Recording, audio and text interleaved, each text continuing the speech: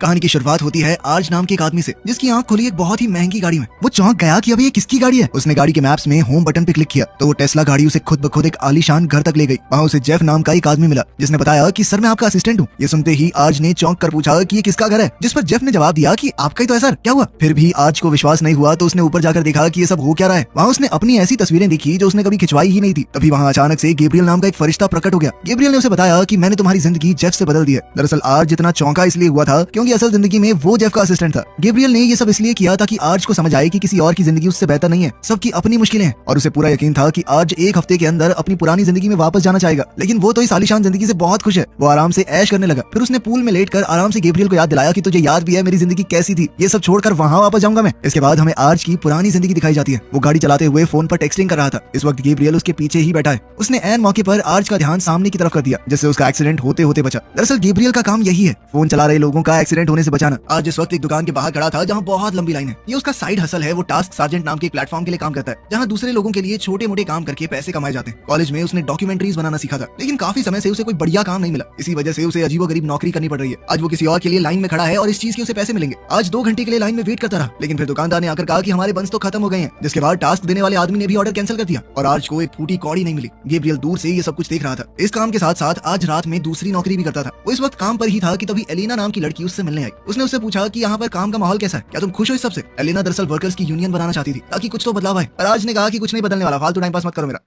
रात को वो दोनों एक टाको शॉप पर फिर से मिले। आज काफी थका हुआ था, उसकी नींद भी पूरी नहीं हो रही थी। उन दोनों की आपस में अच्छी बातचीत हुई, 2 पल हंस खेल लिए। इस वक्त भी गैब्रियल दूर से उन दोनों को देख रहा था। काम के बाद आज अपनी गाड़ी में ही जाकर लेट गया, क्योंकि वो गाड़ी में सोता था। उसके पास एक मोटेल तक के पैसे नहीं थे। उसके पापा का फोन आया तो उसने ऐसे ही झूठ कह दिया कि हाँ मैंने नया फ्लैट ले लिया है, काफी अच्छा है ये। इसके बाद आज ने फोन पर सोने के लिए कोई पॉडकास्ट चलाया, लेकिन वो भी एड्स हटाने के $6 मांग रहे थे। उसे देखकर गैब्रियल को बहुत तरस आ रहा था। अगले दिन हम गैब्रियल को फरिश्तों की एक मीटिंग में देखते हैं। सभी फरिश्तों का अलग अलग काम है। इज़राइल एक ऐसा फरिश्ता है जो लोगों की मदद करता है अपनी जिंदगी सुधारने में। ऐसे लोग जो जिंदगी से हताश हो चुके हैं, उन्हें रोशनी दिखाता है, जीने का मकसद देता है। गैब्रियल ध्यान से उसकी बातें सुनता रहा। उसका भी मन था कि मैं कोई बढ़िया काम करूं। उसने अपनी मैनेजर मार्था से बात की कि मैं एक भटकी हुई आत्मा को बचाना चाहता हूं। मार्था ने कहा कि बहुत मुश्किल काम है, तुमसे नहीं हो पाएगा। पहले तो ऐसा इंसान ढूंढना पड़ेगा जो कि बहुत परेशान हो, फिर तुम उसकी मदद करोगे किसी तरीके से। ये सब आसान नहीं होता। इस पर गैब्रियल ने कहा कि मैं एक इंसान को जानता हूँ, वो बहुत दुखी है। जिस पर मार्था ने कहा कि ये सब तुम्हारा काम नहीं है, तुम्हारा काम है एलेना को एक्सीडेंट से बचाना, वरना बहुत गड़बड़ होगी उसकी जिंदगी में। लेकिन गैब्रियल का ध्यान आज की तरफ था और वो एलेना का एक्सीडेंट होने से नहीं बचा पाया। यार ज्यादा कुछ बुरा नहीं हुआ, बस आज के साथ उसकी डेट कैंसिल हो गई, जो कि उन्होंने कहा कि किसी और दिन करेंगे।